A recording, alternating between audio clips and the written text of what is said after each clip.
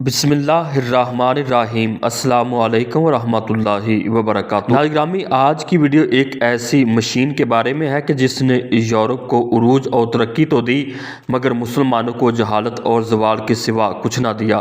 تو آئیے باقاعدہ طور پر آگے چل کر اپنے موضوع کا آغاز کرتے ہیں۔ ناظرین قدر، یہ اس وقت کی بات ہے جب سلطنت عثمانیہ ایشیا میں عراق، شام، ایران، آرمینیا، آذربائیجان، اردن، سعودی عرب، یمن، مصر، تیونس، لیبیا تک اور یورپ میں یونان، روم، Bulgaria, Bosnia, Romania, Hungary, Austria, Poland اور کریمیا تک پھیلی ہوئی تھی۔ اس وقت پرنٹنگ مشین جرمنی کے ایک اسٹار گوتنبرگ نے 1455 میں ایجاد کی تھی اور اس وقت مسلم تہذیب عروج پر تھی۔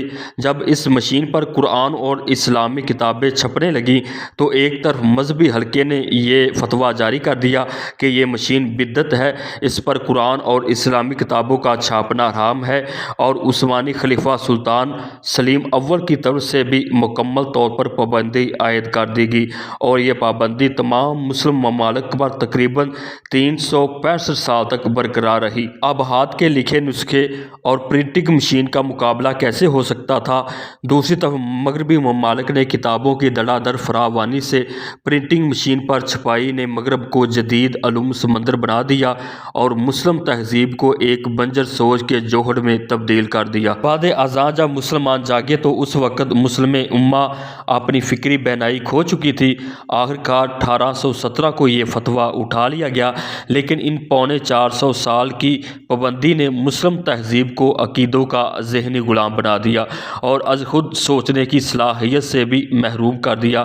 پھر کسی نے بھی فتویٰ کے متعلق پوچھا بھی نہیں اور نہ ہی یہ سوچنا گوارا کیا کہ فتویٰ غلط تھا، اور نہ ہی کسی نے یہ سوچا کہ آئندہ لگنے والے ایسے فتووں کے لیے وقت کی بہتری کے لیے کیا پیش بندی کی جائے۔ تو ناظرین گرامی، اگر دیکھا جائے تو یہ فاصلہ آج بھی برقرار ہے بلکہ مزید بڑھتا جا رہا ہے۔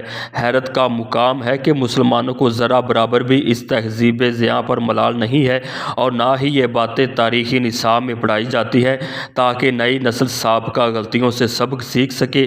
یہ ہماری تاریخ میں کیا جانے والا ایک بڑا ظلم تھا اور اس بارے میں ہماری موجودہ نسل کو ذرا بھی معلومات نہیں ہے۔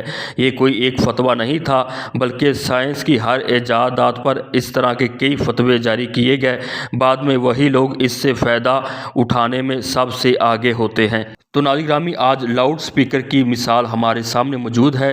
جب یہ اسپیکر ایجاد ہوا تھا تو یہ فتویٰ یہ تھا کہ اس پر نماز پڑھانا حرام ہے، لیکن آج معاملہ ہمارے سامنے موجود ہے۔ مسلمانوں کی ناکامی کی سب سے بڑی وجہ انہوں نے جدیدیت اور فکری اصلاح کو نہ سوچا اور اپنی روایت پسندی کو ہی گلے لگائے رکھا، اور ہم نے آسانیاں پیدا کرنے کی بجائے اپنوں کے لیے مشکلات ہی پیدا کی ہیں۔